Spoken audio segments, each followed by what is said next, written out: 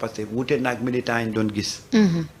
yaa avant ngeen di ñëw ci pouvoir man gëmoon naa théorie boobu. que responsable Pastef yi wuute nañoo responsable yeneen parti politique yi. lu tax ma waaye bi ngeen ñëwee ci pouvoir bi. léegi damay relativiser. gëmatuma ne ñëpp ah. wuute nañoo yeneen responsable politique yi. je le confirme. parce que am na ñoo xam ne ba tey ñu ngi ci ligne Pastef. ñoo xam ne dañu jàpp ni. ñu ngi ci ligne de conduite Pastef. non xam nga may ma rek. dafa am ñoo xam pour te confirmer. dafa am ñoo xam ni xamuñu seen toog ci responsabilité bi ñu leen jox. waaw communal départemental. waaw mi ngi tollee ci toog kese ci ligne parti bi. tout à fait. mais comme yàlla may na leen ndombo. dañu bëgg seen ndombo ak tout lañ ca am fexe ba asseoir seen place. absolument. te xamuñu ni militant Pastef yi ma gis du loolu moo leen di jàppale. xam nga ku bëgg toog sa place te dégg te loo wax ñu déglu la. bul génn ligne parti bi. te bu ñu dégg nga juuyoo yàgg seen président. tout à fait. tant que yaa ngi ci ligne parti bi juuyoo ak seen président. da ngay dem ñi am tuuti nag seen poste te yaakaar ni seen poste mën na ko mottali day nax seen bopp. foofu nag laa jëm. moo tax xam nga man boo ne ma tey le militant de base. dafa wuuteeg militant yeneen parti politique yi. ma nangu ko. waaye boo ñëwee léegi ci responsable yi il faut relativiser. parce que nag dafa ci am ay responsable yoo xam ne lañ doon diwoo xeeñuñ ko te il a fallu cette crise là de cette coalition là pour que nga mën a comprendre ne am na ci ñu bari ñoo xam ne euphorie bi moo leen yóbbu woon mouvance moo leen yóbbu woon mais en réalité génn nañ bu yàgg ci philosophie parti bi génn nañ bu yàgg ci li nga xam ne moom mooy en réalité. Samba may ma la benn digression. waaw li nga wax dafa important. te doyen des na tuuti nga fay ma ah. da lay fay kay. Samba damay dooleel sa pensée. yow yaa ma war a dooleel non yaa ma war a fay. déedéet yow yaa ma war a fay doyen. Samba yow nga génne benn pensée ma dooleel la pensée bi yow yaa ma war a fay. léegi. oui. kilifa gu mag gi Ousmane. interpellé na ko ci. dans ma circonscription gaa ngi dañ toog nga gis koo xam dafay yor lu bare man su ma jàppalu kërëb une réponse très simple. bu koppar ak yor doon la téye foofu Macky du fi jóge Abdoulaye Wade du fi jóge Abdou Diouf du fi jóge liggéey leen ngeen jubóog askan bi te leen wax dëgg te ànd ak ñoom ngeen dem. tout à fait mais justement et li may wax sànq. dafa am benn responsable bu ko confirmé ba ma mayee Mareta. ma déglul la ko muy Waly Diouf Bodiang. si nous nous sommes battus pour être jusque là bu ñu ñëwee ba yegg si fii dafa fekk ku ne ci ñun nangu nga cee bàyyi dara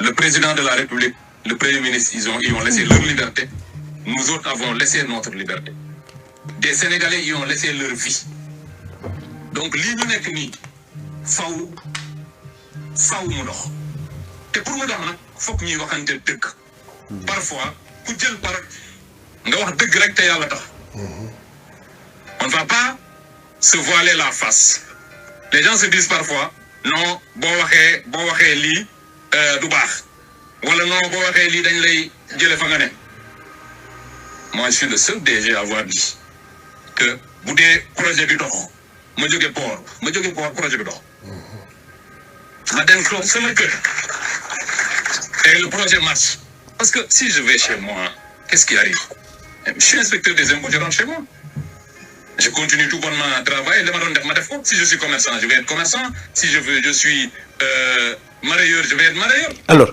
li tax ma jël passage bi. mooy. fii Waly Dione toll. Waly Diouf ba ne moom bu fekkee ne bu jógee ci port bi port dox. pare na pour jóge ci. non projet bi dox. pour projet bi dox moom pare na pour jóge ci waaye moom du parce que DG port la rek. mu war a gis dëgg. te du ko wax. te du ko wax ñaata ñoo nekk ci logique bi tey. am na nga xam naa ko moom mi ngi koy def. waaw mais ñu bari ñeme woon. moo tax ma laaj la ñaata ñoo nekk tey ci logique bi. waaw mais nag loolu situation moo ko indi. mais ñi ko ñemewul la bëri de. parce que li muy wax il est bien vrai que ni wéet na ci. mais normalement warul woon am ba di ko wax. warul woon am ba di ko wax. situation warul woon am ba mu koy wax bu ñëpp nekkoon ci gaal gi. léegi ñun ñëpp nekkatuñ ci gaal gi léegi ñuy def waaw bu ñëpp nekkoon ci gaal gi jëm même direction. du am ba mu koy wax dina tal leneen. waaw mais comme am na ku mel na man ku mel na moom ku mel na sëñ Bara Ndiaye dinañ ko wax ak lu ci dikk. man yàlla dogal na ne xëy na moom li mu ci jël ci risque sax mënu ma ko risque. man les gens me disent que Mayabé waaye ñi ngeen di waxee surtout yow waa ji dañ leen mere député yi yow ak Cheikh Bara Ndiaye ba dissoudre assemblée man na ko def suba su amee prérogative su ko mënoon. na ko def suba. pendant 39 ans j'ai été dans l'administration di dund macha allah j'étais pas député dans ma vie compté wu moon sax nekk député. donc situation bi warul woon am ba Waly di ko wax. am na nag Waly a osé beaucoup d'autres n'osent pas. ñoom nag lay adressé wu di leen waxante. waaw. ni projet bi dox moo jóge port. je suis inspecteur des impôts je retourne faire mon boulot. mbaa ma jaay paañ mbaa ma jaay gajàng. mais na projet bi dox. loolu mooy wan ni dafa gëm lañ doon wax. absolument moo tax nag ma lay wax ne. booy wax ne responsable Pastef dafa wuuteeg beneen parti ma ne la ay jamono. waay mënoon naa ko gëm waaye fi ñu toll nii guddi yi ñu toll nii moom. il faut relativiser. et moi je pense que aujourd'hui fi ñu jëm et dama koy wax tout le temps dans mes analyses que cette fissure là bi am c'est un mal nécessaire. mais nag doyen pour nga baal ma de. mais responsable Pastef. gëm naa ne mi ngi fam nekkoon ba léegi. mais dans le régime. xam nga c'est pas tous les responsables qui sont de Pastef. am na ci ñoo xamante ne bii après élection yi le temps des nominations jege si ñëw nañ. nommé nañ leen et ils n'ont pas l'idéologie Pastef en eux. nampaluñ leen ci loolu. nampaluñ tey jii am na ñoo xamante ne xëy na am na ñu ngi ci ay logique pouvoiriste mais un Pastefien boo xamante ne bi dañ koo bercé ci li Sonko gëm. ci liñ fondé le parti muy la rupture. c'est très difficile nga génn sur la ligne de conduite. super bu la ko sa déontologie du la ko may histoire parti bi du la ko may. super c'est bien. ñi ñuy wax des patriotes de souche des patriotes yi nga xamante ne bi ils ont l'incarnation du parti eux-mêmes. am na yoo xamante ne bi duñ ko def jomb nañ ko. mais ñi nga xamante ne bi nag jël nañ gaal gi en cours de route xëy na kii bi dose bi voilà vaccin bi dugut bu baax a baax te ñooñu nag peut-être. ils sont pas assez immunisés. ils sont pas assez immunisés. mais c'est justement. et moi je pense que toujours moo tax ma ne la cette petite fissure là. cassure là. bi nga xam ne moo juddoo ci la fameuse lettre. c'est un mal nécessaire. parce que bu amutoon tey réveil bi Pastef réveillé. duñu ko réveillé. il a fallu que mu am cette lettre là avec cette création de entre guillemets coalition là pour que Pastef jóg sonner la mobilisation. Marieta ñaata yoon lañ toog fii. ma ne man ce que je peux pas comprendre chez Pastef mooy yow appareil bi la yóbbu pouvoir nga yegg si pouvoir. teg ko fële ne ko jayax. man mosuma comprendre loolu. Samba cette mobilisation bi ñuy def. waaw. bañ koy prôné Diomaye moo ko jëkk prôné. waaw il était le secrétaire général. waaw. en connivence avec le président du parti. mais looy def da nga koy tal bi ñu koy waaj xam nga kan la. c'était juste après les élections de 2019. 2020 ñu topp processus ñu ni lan lay commencer ne président bi jaal def tournée.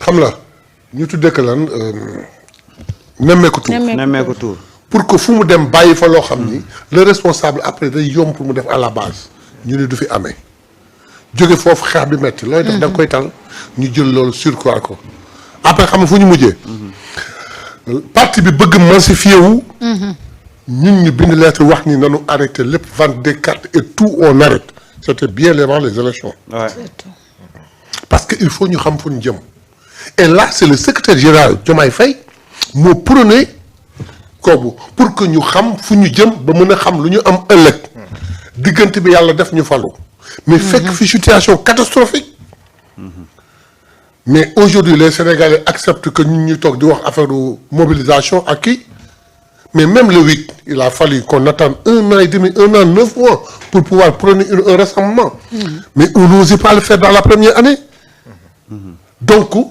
c'est une situation qu'on a toujours voulu faire depuis 2020 mais situation may ñu ko ñu ñëw fekk une situation catastrophique dans le pays may ñu ko ñu toog nag ba xel daal ñu ne nañ jóg nag.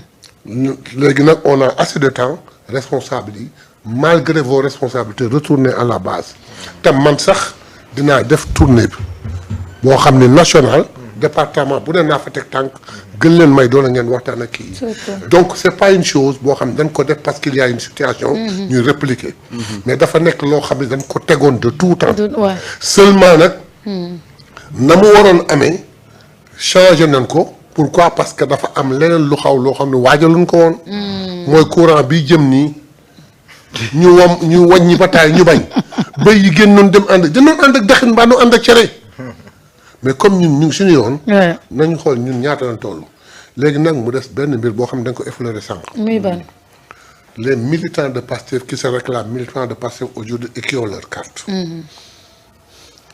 il y avait des sympathisants de Pastef yoo xam ni dañu sopp Pastef nu muy doxee ak nu muy dem il disait moi je suis apolitique je suis daal sympathisant aujourd'hui c'est eux qui frappent la porte pour dire que hey génne leen carte yu ñu jënd je vais être militant de Pastef absolument il y en a beaucoup mu am nag troisième vague muy ban ñoo xam ne dañu adorer Ousmane Sonko mais seen yoon newul woon ci Pastef bi mais bi ñu demee ba xam ni adorer Ousmane Sonko jàppale ko bi gën a ngande mooy adhérer dans le parti ñooñu aussi ils viennent à la porte ils bousculent la porte ubbi leen bunti bi ñu dugg si loolu la leen ubbil ok te incha allah dans moins de 2 mois et bu ñu defee exercice bu ñu ko ubbee en février ba lay juin ku ne dana xam bopp Samba en tout cas moi je pense qu'aujourd'hui les enjeux sont énormes te da ngeen bëgg avoir 1 million de militants actifs 1 million de militants actifs nag